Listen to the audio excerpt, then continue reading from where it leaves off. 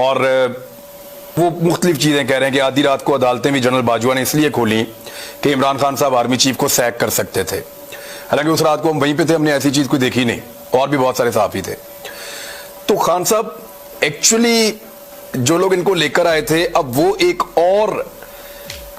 اور پروپیگنڈا کر رہے ہیں کہ ایکچولی کبھی رجیم چینج ہوا ہی نہیں تھا, ہم تو عمران خان کو سپورٹ کر رہے تھے. اور یہ بات کوئی اور نہیں کہہ رہا, آپ کا سب سے قیمتی اتحادی مونس علی کہہ رہا ہے کہ ہمیں سب کو تو جنرل باجوہ کہہ رہے تھے کہ عمران خان کے ساتھ کھڑے ہو جاؤ جا کے, اور وہ تو دریاؤں کا رخ انہوں نے موڑ دیا تھا عمران خان کے لیے. دیکھیں عمران, واقعی جنرل باجوہ نے اپنی دریاؤں کا رخ موڑا سر. میں آپ کو بتاؤں, میں پھر سے میں پہلے بھی ایک دفعہ کہہ بیٹھا ہوں کہ میں جب بڑا ہو رہا تھا نا, یہ اسی گھر میں زمان پاک میں, تو میری والدہ ہمیشہ, میری 4 بہنیں تھیں, میں اکیلا بھائی تھا, وہ ہمیشہ ان کو یہ کہتی تھی کہ مجھے تو اس بیچارے پہ ساری فکر ہے, یہ بڑا ہی سیدھا ہے, یہ ہر قسم کی بات مان لیتا ہے, ہر قسم کو ٹرسٹ کر لیتا ہے, تو یہ تو بیچارہ رول جائے گا دنیا میں. تو میں ساری زندگی جب میں اپنی ماں کو کہتا تھا, یہ نہیں پتا تھا باقیوں کو بھی رول دے گا.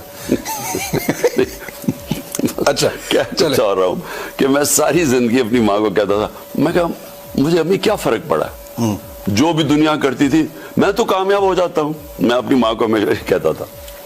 میں نے کبھی فیل نہیں کیا کہ یہ ایک کمزوری ہے کہ لوگوں کو ٹرسٹ کرو. میں لوگوں کو ٹرسٹ کرتا ہوں, اگر لوگ مجھے کوئی بات کہتے ہیں میں سمجھتا ہوں یہ ٹھیک کہہ رہا ہوگا, کیونکہ میں کیوں اس کے اوپر شک کروں. میں اپنے بیٹوں کو بھی کہتا ہوں کہ یہ زیادہ بہتر ہے, یہ ایک دلیر آدمی کی نشانی ہے کہ وہ کسی کے اوپر شک نہیں کرتا. یہ کمزور آدمی ڈرتے رہتے ہیں لوگوں سے کہ جی مجھے دھوکہ نہ دے.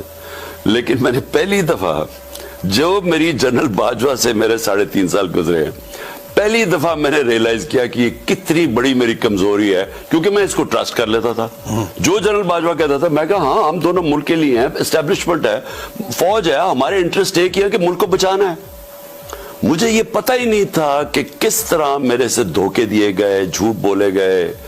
یعنی ہم آخری دنوں میں بھی جب ہمیں پتا تھا کہ یہ سازش چل رہی ہے, مجھے آئی بی کی رپورٹ آ رہی تھی کہ گیم چل رہی ہے. اب آئی بی والا سٹیٹمنٹ دے گا میں نے کوئی رپورٹ نہیں دی تھی, اس سے بھی نکلوا لیں گے تھوڑے دنوں میں.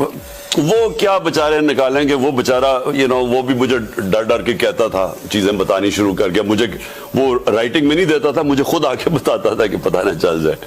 تو وہ جب ہمیں پتہ چل گیا کہ پوری گیم ہوئی ہے, نواز شریف سے ان کی بات چیت چل رہی ہے, انہوں نے پلان بنا لیا ہے, خاص طور پہ جب فیض کو جب ہٹایا تو اس کے بعد ان کی گیم تو چل پڑی تھی, تو مجھے تو پتا تھا.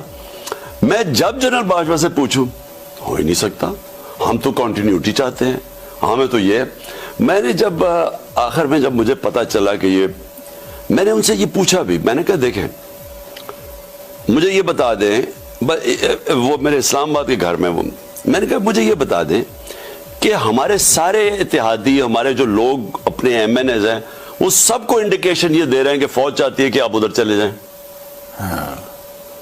تو میں نے, اور وہ ہمیں کہہ رہے ہیں کہ, اور آپ ہمیں کہہ رہے ہیں کہ نہیں ہم نیوٹرل ہیں, وہ ہمیں کہہ رہے ہیں کہ ادھر چلے جائیں. ایم کیو ایم کے لوگوں نے ہمیں دبی لفظوں میں ساروں نے کہا, وہ بیک تو کنٹرول میں ہی ان کے تھی, وہ شزان بگتی تو ان کے بغیر ہلتا ہی نہیں تھا.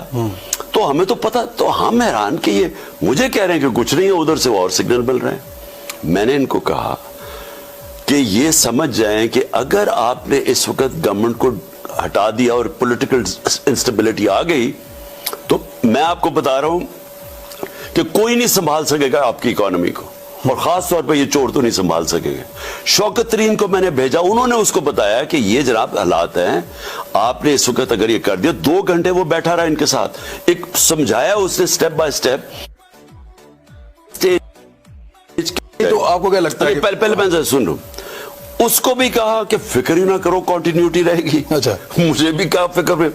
میں نے ان کو پھر ایک دن کہا, میں نے کہا دیکھیں مجھے یہ پتا ہے کہ اب ہمیں سارا واضح ہو گیا کہ آپ نیوٹرل نہیں ہیں, آپ ان کی طرف کہہ رہے ہیں کہ ادھر چلے جائیں. تو میں نے ان کو کہا مجھے کلیئر کر دیں. میں نے کہا میرے سے یہ اب نہ کریں کہ یہ ہم آپ کے ساتھ بھی ہیں, اور میں نے کہا کلیئر کر دیں آپ ادھر ہیں یا ادھر ہیں. اگر آپ نہیں ہیں تو پھر میں اور بڑی اسٹریٹجی ہے, اگر ہیں تو اور اسٹریٹجی. تو انہوں نے کہا وہ کون سی اسٹریٹجی؟ میں نے کہا میں اپنے لوگوں کے پاس جاؤں گا. میں نے ان کو کہا کہ میں ایک جمہوریت میں ماننے والا چاہتے تھے کہ وہ آپ کے ساتھ آئیں، یعنی ان کا تو کام ہی کوئی نہیں ہے، پولیٹکس میں ہونا ہی نہیں چاہیے۔ میں یہ کہہ رہا ہوں ساتھ نہیں آئے کہ یہ آپ جو ان کو ساروں کو کہہ رہے ہیں کہ ادھر چلے جائیں، اچھا ٹھیک ہے، ہمارا یہ جو رجیم چینج آپ یہ کہتے کھل کے آ جائیں، میں کب مجھے بتا دیں کہ اگر آپ نے فیصلہ کر ہی لیا ہے تو پھر میں نے ساری زندگی کیا، میں تو عوام کے کندھوں پہ آؤں۔ مجھے تو کسی ملٹری نرسری میں نہیں کسی نے پالا تھا نا۔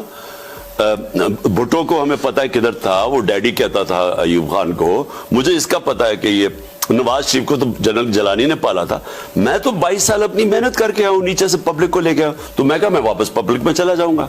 میں نے ان کو یہ کہا فکر ہی نہ کرو، ہم تو کنٹینیوٹی چاہتے ہیں، ہم تو آپ کے ساتھ ہیں۔ تو جنرل باجوہ نے میڈیا کو بھی کہا کہ میں سب کو گولیاں دیتا تھا، اور